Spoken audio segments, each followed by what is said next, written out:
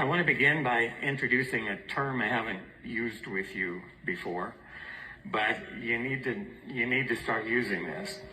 The term is nutrigenomics. And what does that term mean? It's how dietary components, how things we eat, things we ingest, generally refers to food products, how they interact with the genome, that is the DNA that encodes all 25,000 of your genes to regulate gene expression.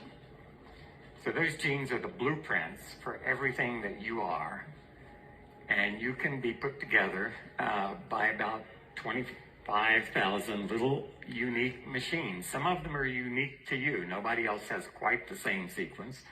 Others we all have in common, and that's the blueprint that makes you who you are. So how things we eat can affect the expression of those blueprints, how the rate at which they're converted into the enzymes that they encode, the little machines that do the things you have to do. This word you all know already, but what is it? What is protandem? And the definition actually has changed a bit in the last 5 years. In the beginning, what we thought protandem would be was an antioxidant supplement. Not a conventional one, but a different way of doing it. And that's no longer an adequate description. So this is what I want you to learn and want you to use as you describe protandem. Protandem is a NERF2 activator in the nutrigenomics arena, all right? You may not have any idea what I just said, but you have a job, you have an obligation to learn what this means. And I'm going to tell you in the rest of this presentation what some of those words mean. NERF2, NRF2, it's an abbreviation for something you don't even want to hear, but it's a long word. NERF2 is one of the key proteins in your body, in every cell in your body, that has the function of regulating your genome. Yeah, I said you have 25,000 genes that are expressed. NERF2 regulates about 2% of those, about 500 genes, some of which are turned up, some of which are turned down.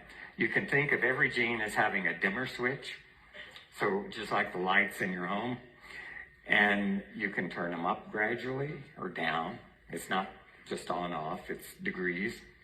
And NERF2 helps your body balance the expression, the regulation of all those 25,000 blueprints. How many copies do we need of this machine encoded by this blueprint? And NERF2 regulates that group, as I said, of 500 genes. They have something in common.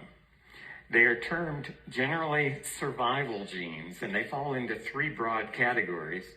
Antioxidant enzymes, you've heard about superoxide dismutase catalase that protect you from oxidative stress. But another significant number of those genes are anti-inflammatory genes. They fight the process of inflammation in your body. And another group of them are anti-fibrotic genes. That means they fight the process of scar tissue formation. You might think scar formation is a good thing, and if you cut your skin, it is a good thing. It heals quickly and keeps you from getting infected and keeps you from losing blood, all good things. But in internal organs, in your lungs, scar tissue is deadly. It's called pulmonary fibrosis. It's untreatable and it's fatal. If scar tissue occurs in your heart, it's called heart failure. It means your pump actually fails and you will die of heart failure. So taken together, these things protect cells in your body when they're in stressful situations. It may be due to trauma, may be due to aging, it may be due to disease processes. But that group of genes all have the same kind of dimmer switch, and NERF2 is the protein that can reach those dimmer switches and turn them up or down. So it's responsible for that. It's been called the master regulator of antioxidant gene expression. So how does that work in a cell? This large green oval represents a human cell. And that little purple gizmo in the upper right labeled a NERF2 activator is one of the 5 active ingredients in Protandim. And so as that NERF activator approaches a human cell, it binds at a specific site. It's called a receptor on the cell surface. The analogy I'm going to use is if this big cell is your home, that NERF2 activator just stepped on the front porch and it did something. It pushed your doorbell. It rings, causes a reaction inside the house, in this case, inside the cell. What is that reaction? Well, if it were the doorbell, you may be sitting on the sofa watching TV, and suddenly you get up, you do something, you have a response.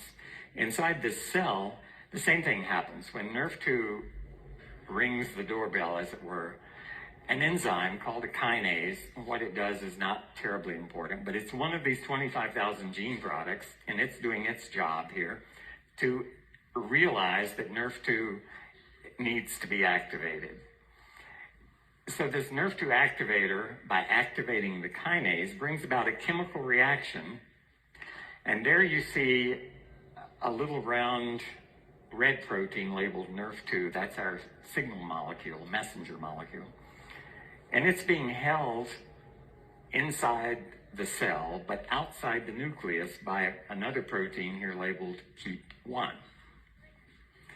Because this kinase physically changes the NERF2, and you can see there it's put a little yellow phosphate group on it, change in structure.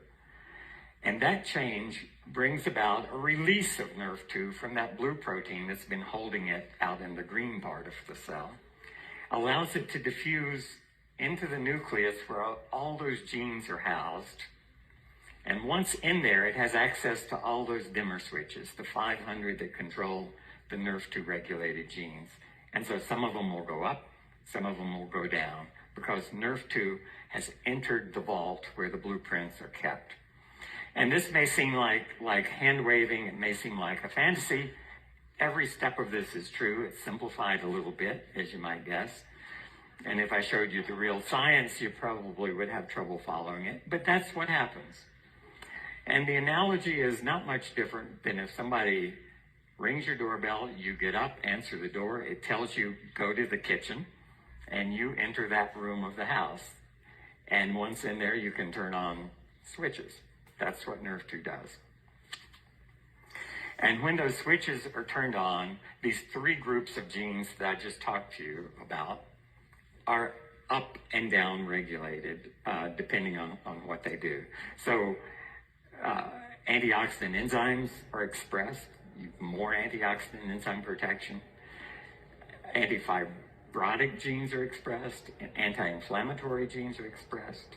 And some genes are turned down, the ones that are pro-fibrotic and pro-inflammatory, because they're switches that cause things to happen and cause things not to happen.